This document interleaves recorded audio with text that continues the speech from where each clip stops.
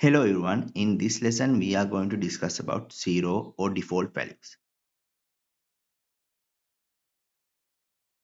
If we declare a variable without initializing it, it will get the zero value of that particular data type it belongs to.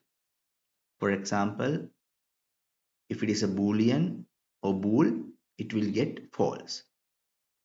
If it is a string, it will get empty string. If it is a numeric type, int, uint, byte, rune, float, that kind of numeric value, it will get 0 as its default value. If it is a complex one, it will get 0 plus 0 I. Here I have given a example code for this. I will share the Go Playground link in the description below.